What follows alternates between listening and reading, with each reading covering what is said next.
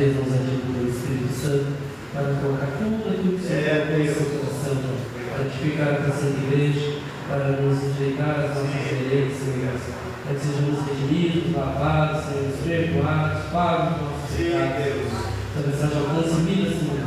Venha, Senhor, Deus, ter um bálsamo em nossas vidas, ó Pai. Venha nos fortalecer nesses últimos dias, ó Pai. Nos encher, Senhor Deus, temos azeite de reserva para estarmos atentos e preparados, Senhor Deus, para a sua vida, para a honra e glória do seu santo nome. É que eu te peço e agradeço em nome de Jesus. Amém. Glória a Deus, quero saudar a todos com a paz do Senhor. Amém. Quero agradecer ao presbítero Guilherme pelo convite de nós estarmos aqui nesta noite. Ao diácono Matheus, a minha esposa, Luceli. João capítulo 13, pelo versículo de número 7. João capítulo 13, versículo 7.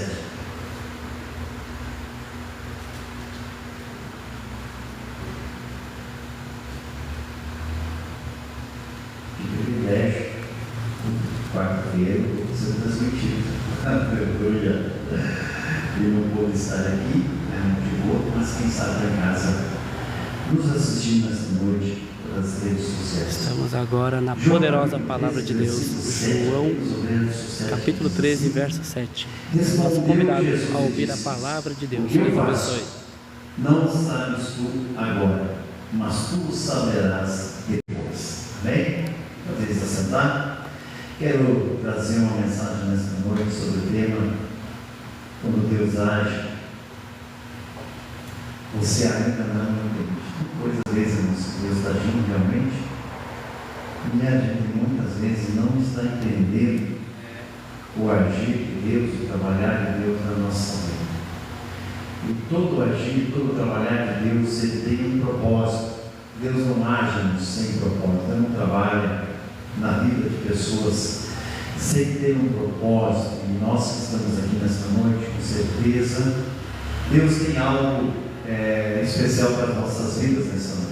E aqui nós temos o texto onde nos fala quando Jesus pega uma bacia com água, um pano, e começa a lavar os pés dos seus discípulos.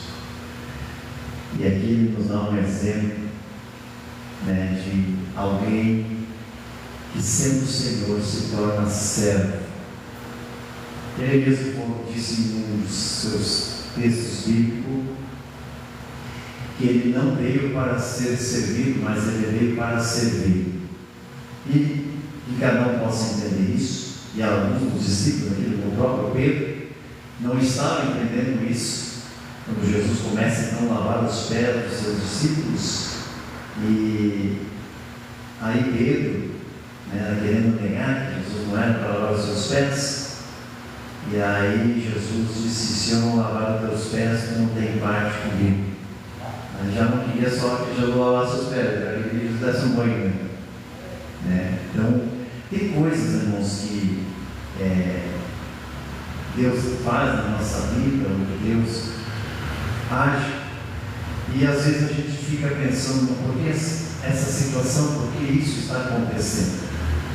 Foi o que Jesus fez aqui com os discípulos, ele dizendo que o seu Senhor não era maior que o seu servo, e ele nos deu esse exemplo lindo, maravilhoso, de alguém que deixou a sua glória, deixou a sua grandeza nos céus e veio a essa terra para servir, dar a sua própria vida, para que nós hoje pudéssemos ter vida em abundância.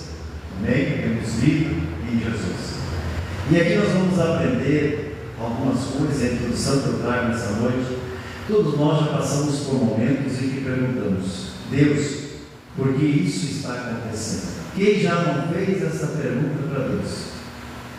Deus, o porquê está acontecendo isso comigo? E às vezes a gente diz para Deus: eu não roubei, eu não matei, eu sou dizimista, eu sou isso, estou na tua casa, eu te adoro. A gente sempre quer questionar algumas coisas com Deus, ou querer ensinar Deus de como Deus age, ou como é que Deus deve fazer as coisas. Muitas vezes nós nos deparamos assim, com Guilherme, e perguntamos: Deus, por que eu estou passando por isso? E aí a gente já coloca algumas coisas: sou fiel, estou nos cultos, E às vezes até aponta lá para fulano, ciclano, que não está vendo a tua casa, está bem quando quer, não é dizimista, não é isso, não é aquilo. Irmão, Deus não está preocupado com os outros. Eu sei que nós entendemos que há um momento de Deus agir na nossa vida, de Deus trabalhar na nossa vida. Então, é isso que nós vamos aprender nessa noite aqui. Esse texto que João escreve, ele nos ensina que existe um processo de Deus que só faz sentido depois. Tem coisa, irmãos, que nós na hora não entendemos. Tem momentos que nós dizemos: Deus, eu não estou entendendo nada. Tem coisas que nós não precisamos entender na hora. É depois que nós vamos entender qual o propósito de Deus que está permitindo nós passarmos por um momento, algumas lições que Deus nos dá. E aqui nós vamos aprender isso. Jesus estava lavando os pés dos seus discípulos nesse texto, algo contrariava toda a lógica humana, mas carregava um profundo ensino espiritual. Imagina, quando Jesus está na casa, quem deve lavar os pés? Quando Jesus chega, era o costume dos judeus, eles já tinham uma bacia com água esperando quando alguém entrasse para lavar os pés da pessoa que estava chegando na sua casa. E aqui nós estamos vendo Jesus agora, ele lavando os pés dos discípulos. Primeiro ponto importante: Deus trabalha além da nossa compreensão humana. Tu já pensou se Deus fosse trabalhar da maneira que nós imaginamos, nós pensamos? Porque às vezes nós olhamos um momento, nós olhamos um presente, mas o nosso Deus, ele já olha lá na frente, o presente, o futuro. Deus já está olhando lá na frente. Deus já sabe o porquê. Então tem coisas, por isso ele disse: o que eu faço, não o sabes agora. Nem tudo que Deus faz será entendido imediatamente. Tem coisas na nossa vida que na hora nós não vamos entender. E se nós não tivermos o domínio próprio, se nós não tivermos o Espírito Santo de Deus para nos orientar, às vezes em quando, para nos puxar as orelhas, nós começamos a murmurar e até muitas vezes querer tomar decisões precipitadas na nossa vida, porque nós não estamos entendendo aquele momento, aquela hora, aquela situação, o porquê disso. Então tem coisas que nós vamos entender só na... O que nós podemos parar? Pare de exigir explicações e comece a exercer a fé, porque nós sempre vamos querer uma explicação. E quem diz que Deus é obrigado a dar alguma explicação para nós? Deus não é obrigado a dar explicação. Às vezes nós queremos. Temos que ter coragem. Já vi muitas pessoas dizer: mas uma vida turbulenta, uma vida sem uma direção. Eu botei Deus muitas vezes na parede. Mas quem é o ser humano? Eu já vi isso no de pessoas crentes, não é crente novo. Pessoas dizem: eu botei Deus na parede. Mas quem é nós para pedir explicação para Deus naquilo que Deus está fazendo? Precisamos apenas exercer a nossa fé, acreditar, confiar que aquilo que nós estamos vivendo, que não estamos entendendo muitas vezes nada, ele tem um propósito. Isso é fé. É você crer naquilo que você não está vendo. Se aos Hebreus, no capítulo 11, verso 1, ele fala isso. É isso. Eu não estou enxergando, mas eu estou crendo. Eu estou acreditando que Deus está trabalhando no meio dessa turbulência toda. Eu não entendi nada. Mas sempre tem alguém que vai querer de explicação. Pedro foi um, né? Eu acho interessante que o Pedro era sempre um afoito, né? Pelo menos o texto fala que foi Pedro, mas eram 12 ficaram quietinhos. Mas sempre tem alguém que não está entendendo. Talvez os outros. Pedro também teve coragem, né? Porque talvez os outros 11 não tiveram. De pedir explicação, né? De querer se. Não. É nós que temos que lavar os pés. E o Senhor vai lavar nossos pés. Sempre tem, né? Eu digo que eu fico corajoso para fazer isso, porque tem uns que preferem ficar quatro, né? Por mais que lá dentro, está com vontade de perguntar, de explicação, né? Mas ficaram quietos. Mas Pedro também teve coragem, né? De se opor àquilo que estava lá acontecendo. Na nossa visão, a nossa visão era limitada. A de Deus é completa. Aí que nós precisamos entender.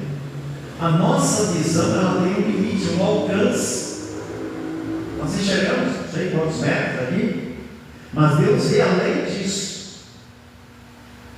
Para nós entendermos, quando o rei da Síria, se eu não estou equivocado, planejava fazer uma guerra, Israel estava todo tranquilo, enquanto o profeta Eliseu está no seu quarto, na sua cama, e Deus está vendo o plano, o projeto do rei da Síria, que era preparar uma emboscada. A Bíblia vai dizer que não foi nem 2 e nem 3 vezes, foi várias vezes que ele tentou preparar a emboscada, mas Deus, como veio além, ele já estava avisando o profeta. Esse é o nosso Deus. O nosso Deus é um Deus que tem uma visão ampla, completa. Ele vê todas as coisas. Para Ele não tem diferença, treva, luz, escuridão, claridade. Para Deus não tem diferença nenhuma. Quando Jonas tentou fugir de Deus, ele desceu para o porão da embarcação, achando que estava tudo certo. Os marinheiros, ele estava certo, ele comprou a passagem e entregou. Os marinheiros, para quem conduzia aquela embarcação, Jonas estava certinho, não estava nada errado com Jonas, aparentemente, né? Mas Jonas desceu para o porão e achou que lá ia estar tudo tranquilo. Mas Deus estava vendo o fujão lá escondido, dormir, e Deus só vou usar a natureza. Não tem coisas que Deus usa. Na nossa vida, às vezes, nós damos aula no Shakai, para nos despertar, né? Para realmente trazer à tona o que está acontecendo. Porque se Deus não agita o mar, faz o mar ficar revoltado, eles começaram a jogar as coisas para dentro do mar, ia ficar tudo tranquilo. Jonas ia lá para aquele lugar onde estava aí, tudo certo, fugindo da presença de Deus, mas diante de Deus que vê todas as coisas, a visão dele é ampla, completa, ele enxerga tudo. Amém? Então, o profeta em Salmos, ele vai dizer no Salmo 139: para onde eu fugirei do teu Santo Espírito? Ou para onde eu me ausentarei da tua face? Se eu descer as profundezas, tu vai estar. Se eu subir as alturas, lá não tem. Então, quer dizer, aí, por isso que a nossa visão é limitada, ela é curta a nossa visão. Por isso que muitas vezes nós queremos explicação da Deus. Algumas coisas na nossa vida, porque o momento, porque esse tempo, porque isso, porque aquilo. Precisamos parar de exigir explicação de Deus e começar a exercer mais a nossa fé. Parar de pedir explicação, exercer a fé. Busca, acredita, confia, Deus te chamou, Deus tem um propósito. Segundo ponto importante que nós aprendemos: existe um tempo para entender o propósito de Deus. Ele diz: mas tu o saberás depois. Nunca vai ficar sem resposta. Nem sempre Deus vai dizer assim. Existem 3 respostas de Deus: espera, o não e o sim. Mas o problema é nós esperarmos, aguentarmos o processo, o trabalhar de Deus na nossa vida. Então, existe um tempo para nós entendermos o propósito. O depois de Deus sempre chega. Essa é a vontade. O depois de Deus sempre vai chegar. Se Ele prometeu. O problema é que nós queremos que Deus fale agora e se cumpra logo ali na frente. O salmista disse no Salmo 40: esperei com paciência no Senhor, e Ele se inclinou para mim e ouviu o meu amor.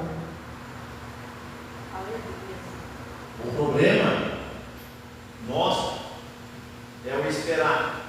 Não sabemos esperar o tempo. Porque nós precisamos entender que o depois de Deus vai chegar na nossa vida. Nem tudo é no momento, nem tudo é no exato que nós queremos para a nossa vida. Nós queremos é na hora, não é para amanhã. Tem coisas que Deus faz na hora.